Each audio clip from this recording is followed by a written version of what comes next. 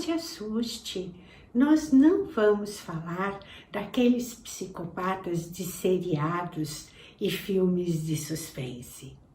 Esses psicopatas são os que têm um transtorno muito grave de personalidade. Esses psicopatas nós devemos manter distância deles. Apesar do nome, esse caráter que nós vamos falar hoje não são pessoas perigosas.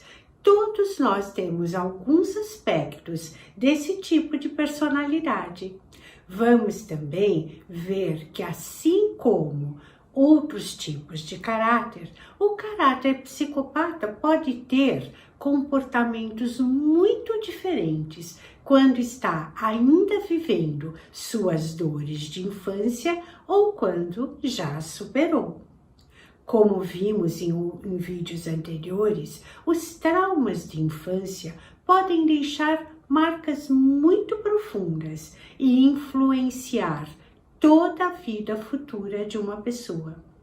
Todos nós passamos por todos os 5 tipos de caráter, pois cada um deles se desenvolve em um período da nossa infância. Hoje nós vamos falar do período de vida entre 1 ano e 2 anos e meio, que é a fase que corresponde ao desenvolvimento do caráter psicopata. O medo fundamental que essa criança vai levar para toda a sua vida, se ficar com problemas nessa fase, é o medo de ser usada, manipulada e controlada por outras pessoas. E isso acontece porque nessa fase de 1 ano a 2 anos e meio, ela se sentiu usada, manipulada e controlada no relacionamento com seus pais. Essa é uma fase onde a criança começa a andar, falar, fazer gracinhas e a explorar um mundo maior. É a fase em que ela começa a descobrir outros relacionamentos com outras pessoas, como pai, avós, outros familiares, porque até então, na vidinha dela, o seu mundo era o relacionamento com a sua mãe. A criança, por começar a compreender esse mundo externo maior, também vai começar a manifestar mais os seus sentimentos e as suas vontades, porque ela já se descobriu como um ser separado. Sabe quando a criança, a gente fala para ela assim, cadê o pé? Ela mostra o pé. Põe o dedo no nariz. Ela põe o dedo no nariz. É a fase em que a criança aprenderá a conviver e respeitar limites na vida. Ela vai aprender o que pode e o que não pode fazer. É a fase do não. Mas muitos pais, por terem dificuldade no processo de educação dos seus filhos, podem causar muitas experiências não saudáveis, mesmo que com boas intenções. Pais que possuem grande dificuldade em estabelecer limites adequados podem começar a negociar bons comportamentos com seus filhos. Quer um exemplo? Se você comer tudo, eu te dou um chocolate. Se você se comportar direitinho, eu compro um brinquedo. Se você não chorar, nós vamos passear. E assim por diante, a criança começa a entender que tudo na vida funciona à base de troca, que não se faz nada sem receber algo de volta. Outros pais, por exemplo, ficam tão encantados com a genialidade dos seus pequenos que querem mostrar isso para todo mundo, como se seus pequenos fossem um troféu. Cante aquela musiquinha, dance aquela dancinha, bate palminha, mostre pro vovô que você sabe fazer. Muitas vezes a criança fica tímida, ela não quer fazer, mas ela faz porque ela sabe que sente que isso vai agradar os pais e com isso ela será amada e admirada. Então, ela começa a entender que para ser amada e valorizada, ela precisa fazer tudo o que seus pais desejam, não importando o que elas sentem a respeito. Seus sentimentos não importam. O que importa é a utilidade que elas têm para os seus pais, em busca do amor. Existem pais que elogiam excessivamente a qualidade dos seus filhos, mas que manifestam um profundo desprezo quando esses filhos erram. Essas crianças sentem que só podem manifestar coisas boas, porque quando elas erram, elas são tratadas com desprezo e com desamor. Outros pais são muito autoritários e as crianças sentem medo de fazer qualquer movimento espontâneo. A elas só resta obedecer o que os pais esperam dela. Essas crianças se sentem inferiorizadas, submetidas e controladas pelos seus pais. Eu quero deixar claro aqui que não são comportamentos ocasionais dos pais que causam traumas.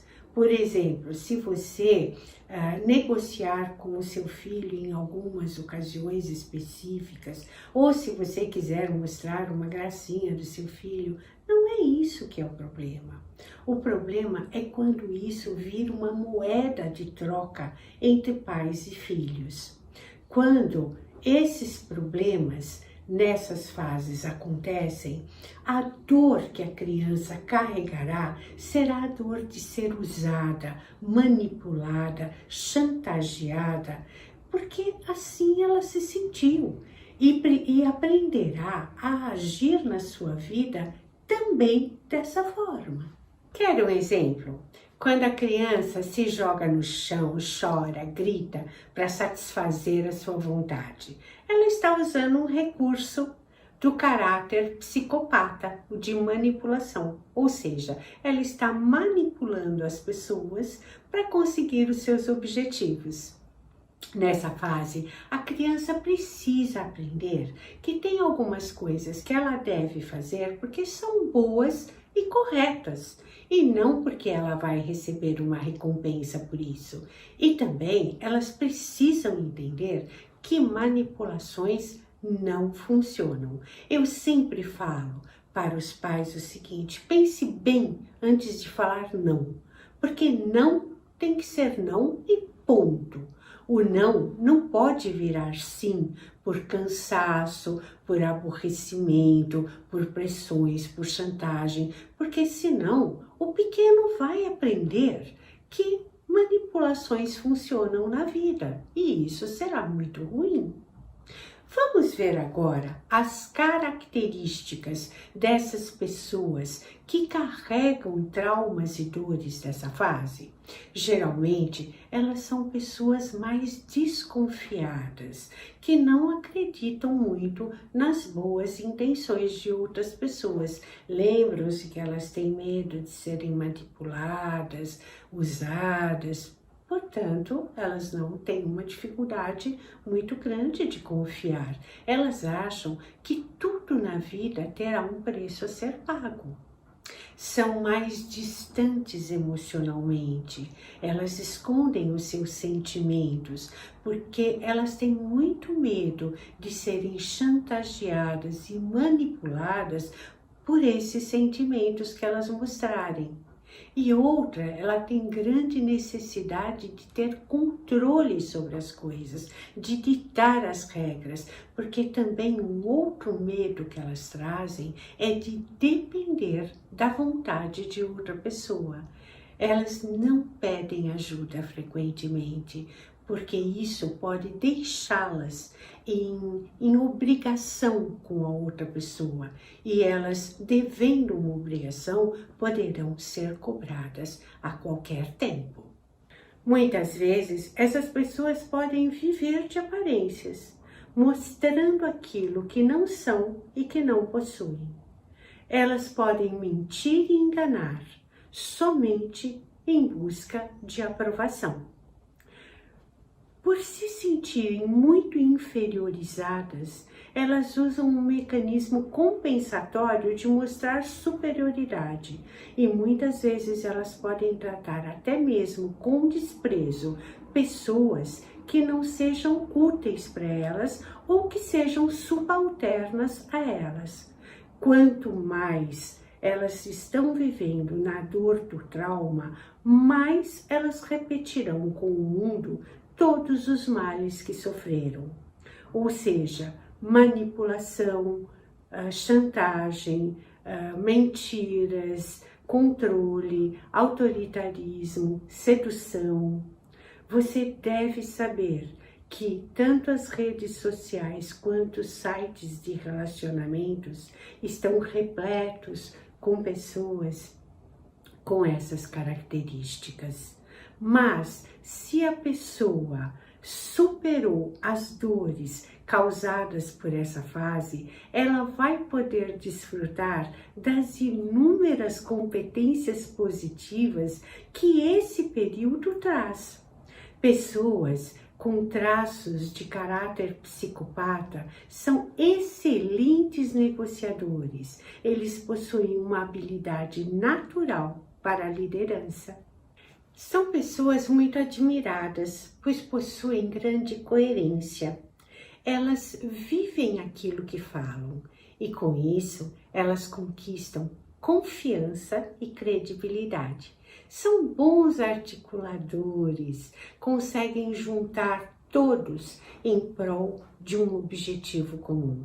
Sabem delegar e estimular o melhor nas pessoas. E como elas confiam bastante em si mesmas, elas transmitem isso para fora, criando um ambiente de calma e segurança. Elas possuem grande capacidade de adaptação, tanto aos ambientes quanto às pessoas. E isso pode ser uma grande preciosidade, porque faz com que elas se organizem mais rapidamente diante de situações novas, agindo com eficiência e maior rapidez. Mas nas pessoas em dor, pode ser um grande defeito se usado para o mal, porque essa mesma capacidade de adaptação pode levá-las a serem pessoas dissimuladas, a mentirem e enganarem, funcionarem como um camaleão, mudando de cor dependendo da situação.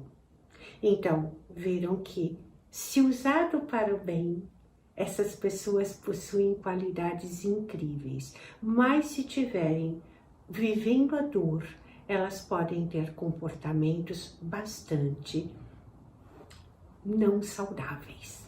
Se você é uma pessoa com esse tipo de característica ou se relaciona com uma pessoa assim, lembre-se, esse tipo de personalidade tem muita dificuldade para confiar. Ela aprendeu a guardar os seus sentimentos para não correr o risco de ser usada, controlada, manipulada ou chantageada por isso. Ela aprendeu que tudo na vida tem um preço e, portanto, qualquer ajuda que ela receber vai torná-la devedora. É uma pessoa que tem pavor de depender da vontade ou do comando do outro e por isso tem uma necessidade grande de controlar, de ditar as regras. Então, lembre-se, são pessoas que precisam ter as coisas muito claras, saber o que precisam dar e o que podem esperar receber, sem cobranças, chantagens, manipulações, mas com uma negociação limpa e sem enganações. São pessoas que vão se abrir muito mais devagar, pois precisam de tempo para sentir solidez e confiança no relacionamento. Se você gostou desse vídeo, compartilhe com outras pessoas. Nós somos um canal que busca levar para você autoconhecimento para que você possa transformar a sua vida num lugar melhor para viver. Obrigada pela sua atenção. Namastê. Beijos.